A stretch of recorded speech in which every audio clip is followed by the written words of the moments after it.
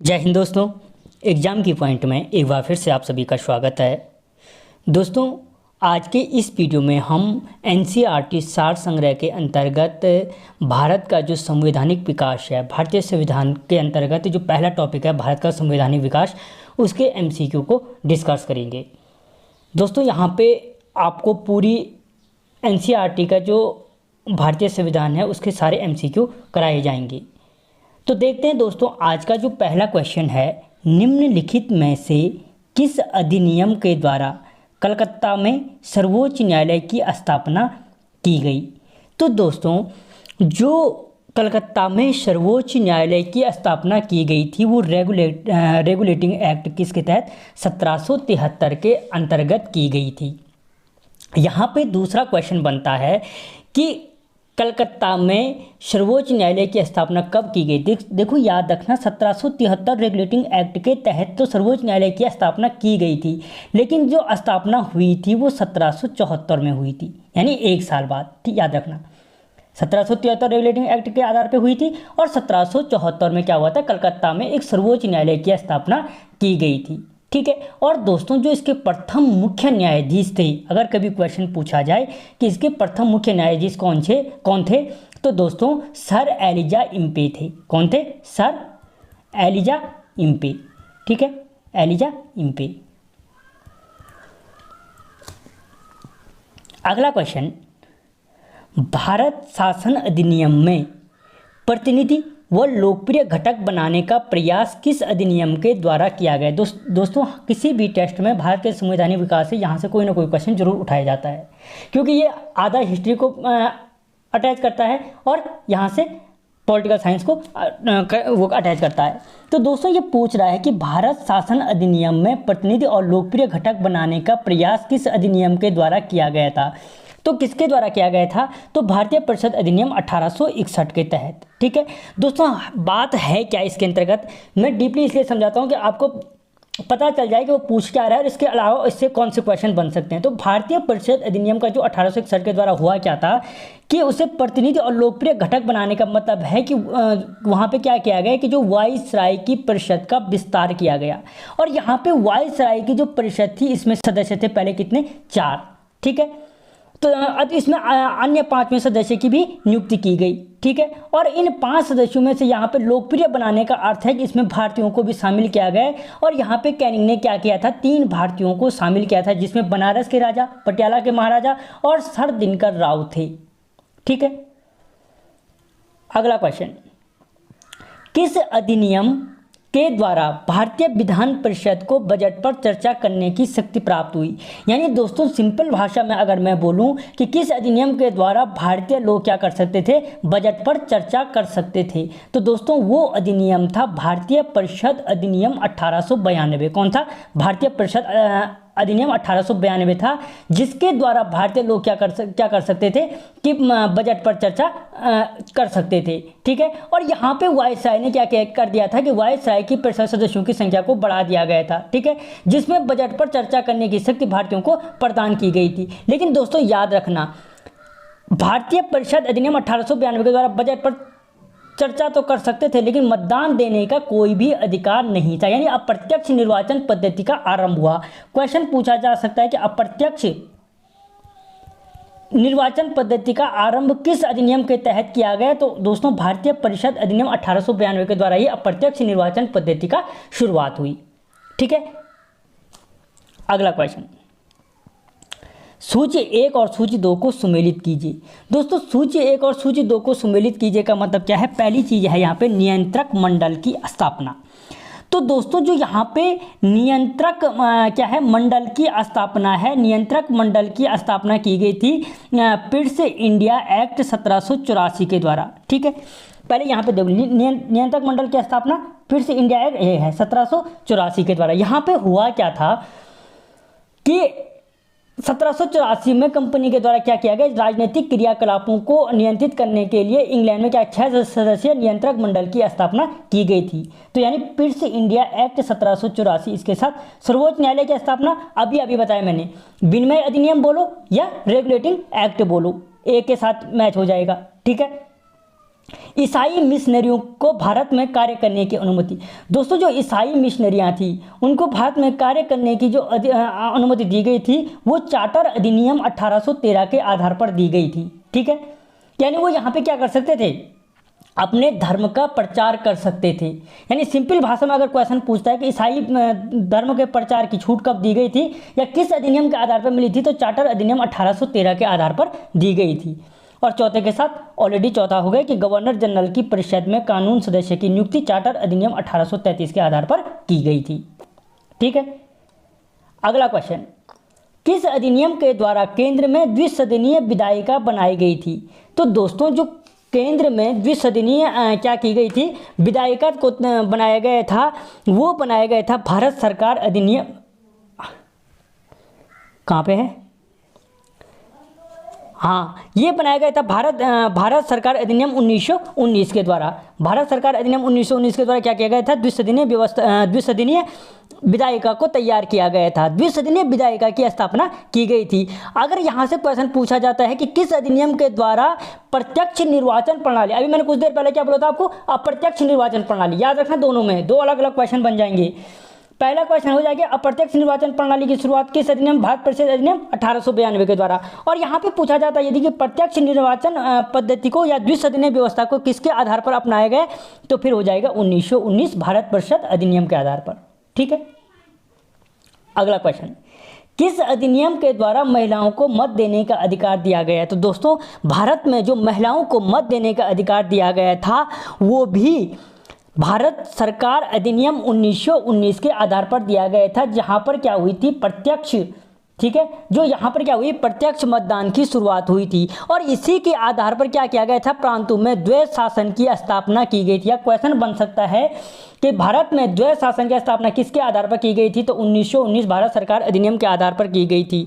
या अगर क्वेश्चन बनता है कि भारत में लोक सेवा आयोग का गठन, महालेखा परीक्षक की नियुक्ति किसके आधार पर की गई थी, तो वो हो जाएगा भारत सरकार अधिनियम 1919 के आधार पर। और इसी को दोस्तों मॉन्टेग्यू चेम्सफोर्ड अधिनियम भी कहा जाता है। याद रखना, मॉन्टेग्यू चेम्सफोर्ड अधिनियम 1919, जिसके मुख्य कार्य थे क्या, द्विसदनीय विधायिका, प्रत्यक्ष निर्वाचन प्रणाली, महिलाओं को मत देने का अधिकार, लोक सेवा आयोग की गठन, महालेखा परीक्षक की नियुक्ति। ये बहुत इंपॉर्टेंट है, यहाँ से बहुत सारे क्वेश्चन बनते हैं। 1919 के सारे जितने भी की पॉइंट है मैं इस क्वेश्चन में बता दिए। ठीक है, अगला क्वेश्चन, निम्नलिखित में से किस अधिनियम के आधार पर ब्रह्मा को भारत से अलग किया गया। दोस्तों मोस्ट इंपॉर्टेंट, भारत को ब्रह्मा से अलग या ब्रह्मा को भारत से अलग किस अधिनियम के आधार पर किया गया, तो दोस्तों गवर्नमेंट ऑफ इंडिया एक्ट 1935, कहाँ पे, गवर्नमेंट ऑफ इंडिया एक्ट 1935 के आधार पर ब्रह्मा को भारत से अलग किया गया था, या भारत शासन अधिनियम 1935 के आधार पर किया गया था। और इसमें क्या हुआ था दोस्तों कि 1935 में प्रावधान किया गया था।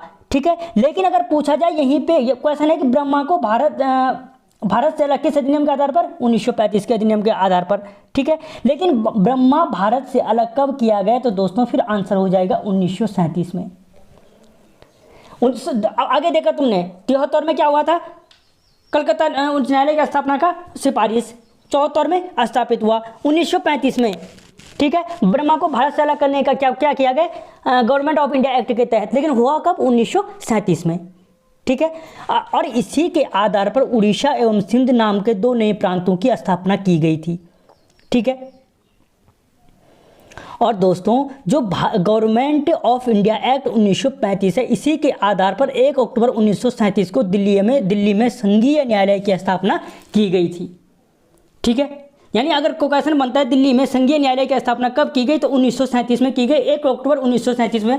और इसी टाइम पर ब्रह्मा को भारत से अलग किया गया था। रेगुलेटिंग एक्ट कौन सा था, 1935। ठीक है, अगला क्वेश्चन, अखिल भारतीय संघ स्थापित करने का प्रावधान शामिल किया गया। दोस्तों प्रत्येक के साथ जितने की पॉइंट बन सकते हैं वो सारे ले रहा हूँ कि अखिल भारतीय संघ स्थापित करने का प्रावधान शामिल किया गया। जो अखिल भारतीय संघ स्थापित करने का प्रावधान था वो किसमें शामिल किया गया था, तो दोस्तों वो जो अखिल भारतीय स्थापित करने का जो संविधान को किया गया था वो भारत सरकार अधिनियम, वो भी 1935 में किया गया था। अभी बताया मैंने आपको कि भारत सरकार अधिनियम 1935 में क्या था, एक अखिल भारतीय संघ स्थापित करने का प्रयास किया गया था और उसी के आधार पर ब्रह्मा को अलग किया गया था। दिल्ली में उच्च सर्वोच्च न्यायालय की स्थापना की गई थी, उड़ीसा और सिंध प्रांत को बनाया गया था। बार बार इसलिए बोल रहा हूँ कि जिससे यहीं पे समझ जाओ, और ये बहुत खिचड़ी वाली चीज़ है, इतनी आसानी से समझ आने वाली नहीं। अगला क्वेश्चन, राष्ट्रपति को अध्यादेश जारी करने की शक्ति किस अधिनियम के आधार पर दी गई? तो दोस्तों जो राष्ट्रपति को अध्यादेश करने की शक्ति दी गई वो भारत सरकार अधिनियम 1935 के आधार पर दी गई। मोस्ट इंपॉर्टेंट को है भारत सरकार अधिनियम 1935। और याद रखना भारत के संविधान का 70% भाग जो भारत सरकार अधिनियम 1935 है वहाँ से लिया गया है, ठीक है। तो भारत के संविधान में राष्ट्रपति का जो अध्यादेश करने की शक्ति है वो भारत सरकार अधिनियम 1935 के आधार पर दी गई है। और किस अनुच्छेद के अंतर्गत वर्तमान में सम्मिलित है? तो 1, 2, 3 याद रखना, मोस्ट इंपॉर्टेंट याद रखने का तरीका 1, 2, 3 के अंतर्गत क्या करता है? राष्ट्रपति अध्यादेश जारी कर सकता है। और 1935 की किस धारा से प्रेरित है? तो धारा 42 से प्रेरित है, याद रखना। किससे? धारा 42 से प्रेरित है। अगला क्वेश्चन, भारत की संघात्मक व्यवस्था निम्नलिखित में से किस देश से ली गई है? दोस्तों भारत की जो संघात्मक व्यवस्था है वो कहाँ से ली गई है? कनाडा से ली गई है, ठीक है। और कनाडा से ली गई है। संघात्मक व्यवस्था का अर्थ है कि भारत राज्यों का संघ है, केंद्र राज्यों की तुलना में क्या है? अधिक शक्तिशाली है, ठीक है। भारत में अवशिष्ट जो शक्तियां हैं दोस्तों वो किस में है? अनुच्छेद 248 में इसीलिए रखी गई हैं कि किसी भी कार्य के लिए विधि बनाने का जो सर्वोच्च अधिकारी है वो कौन है? संसद है, ठीक है।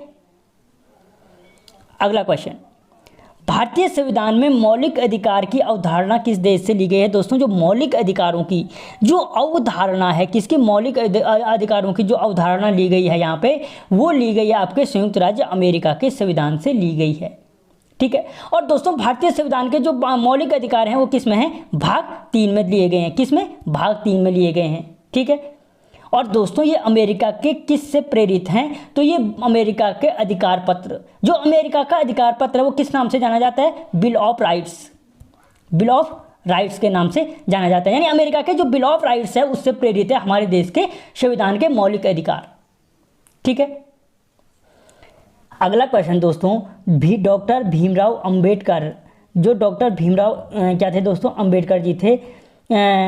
संविधान सभा में निर्वाचन कहाँ से हुआ था? तो दोस्तों यहाँ पे जो उनका निर्वाचन हुआ था वो आपके बम्बई प्रेसिडेंसी से हुआ था। अब आप यहाँ पे पश्चिम बंगाल और बम्बई प्रेसिडेंसी में अंतर समझोगे। यहाँ पे क्या था कि जो संविधान सभा का जो आरंभिक चुनाव हुआ था वो 1946 में हुआ था, ठीक है। और डॉक्टर भीमराव अंबेडकर का निर्वाचन जो हुआ था अविभाजित भारत, जो तब तक भारत का विभाजन नहीं हुआ था, बंगाल प्रांत के पूर्वी भाग से हुआ था। बंगाल प्रांत के कहाँ से? पूर्वी भाग से हुआ था। लेकिन पाकिस्तान के विभाजन के पश्चात ये भाग कहाँ चला गया? पाकिस्तान में चला गया, ठीक है। तो इसके कारण हम बोल सकते हैं कि डॉक्टर भीमराव जो अंबेडकर जी का निर्वाचन हुआ था वो बम्बई प्रेसिडेंसी के पूना संसदीय क्षेत्र से हुआ था, ठीक है। अगला क्वेश्चन, निम्नलिखित में से अगस्त 1946 में गठित प्रथम अंतरिम सरकार के सदस्य नहीं था? दोस्तों इनमें से जो प्रथम अंतरिम सरकार का गठन किया गया था 1946 में, कौन से सदस्य अंतरिम सरकार में सदस्य नहीं थे? तो दोस्तों वो सदस्य नहीं थे डॉक्टर एस राधाकृष्णन। जबकि जो अंतरिम सरकार के कैबिनेट मिशन योजना के अंतर्गत जो अंतरिम सरकार का गठन किया गया था, कब किया गया था? पहली चीज़ 24 अगस्त 1946 को। भारत में जो अंतरिम सरकार का गठन किया गया था कब किया गया? 24 अगस्त 1946 को किया गया था। अंतरिम सरकार में सदस्य थे जो जवाहरलाल नेहरू थे, राजेंद्र प्रसाद थे, वल्लभ भाई पटेल थे, राजगोपालाचारी थे, जगजीवन राम थे, एक्सेट्रा, ठीक है, आदि थे। लेकिन दोस्तों इसमें से जो राधा कृष्णन थे वो क्या नहीं थे? अंतरिम सरकार में सदस्य नहीं थे, बल्कि वे क्या थे? अगर हम बात करें तो स्वतंत्र भारत के पहले उप राष्ट्रपति थे। और भारत के कौन से नंबर के राष्ट्रपति थे? मुझे कमेंट बॉक्स में लिखें। अगला क्वेश्चन, भारतीय संविधान सभा का प्रथम अधिवेशन कब हुआ था? दोस्तों जो भारतीय संविधान सभा का जो प्रथम अधिवेशन हुआ था वो 9 दिसंबर 1946 को हुआ था। कब हुआ था? 9 दिसंबर 1946 को हुआ था, ठीक है। 9 दिसंबर 1946, जिसका अस्थायी अध्यक्ष कौन थे? डॉक्टर सच्चिदानंद सिन्हा। सच्चिदानंद सिन्हा क्या थे? इसके अस्थायी अध्यक्ष थे, ठीक है। अगला क्वेश्चन, भारतीय संविधान सभा की प्रथम बैठक में कितने सदस्यों ने भाग लिया था? दोस्तों जो भारतीय संविधान सभा की प्रथम बैठक थी उसमें 211 सदस्यों ने भाग लिया था। कितने? 211। अब बोलो कैसे? दोस्तों मैंने कहा कि भारतीय संविधान सभा की जो पहली बैठक हुई थी वो 9 दिसंबर 1946 को हुई थी और इसके अध्यक्ष डॉक्टर सच्चिदानंद सिन्हा थे। लेकिन इस बैठक में मुस्लिम लीग ने भाग नहीं लिया था। किसने भाग नहीं लिया था? कि यहाँ पे जो मुस्लिम लीग थी उस मुस्लिम लीग ने भाग नहीं लिया था, ठीक है, जिसमें से 390 सदस्यों में से केवल कितने ने भाग लिया था? 211 सदस्यों ने। कुल सदस्य कितने थे? 390। कितने ने भाग लिया था? 211 सदस्यों ने भाग लिया था। इसीलिए दोस्तों 11 दिसंबर 1946 को संविधान सभा ने अस्थायी अध्यक्ष के रूप में डॉक्टर राजेंद्र प्रसाद को क्या किया था? निर्विरोध निर्वाचित किया था अध्यक्ष पद पर। ठीक है, तो दोस्तों प्रत्येक क्वेश्चन को डीपली समझा के चला हूँ जिससे आप कंफ्यूजन हो कि ये आंसर गलत है या सही है। ठीक है।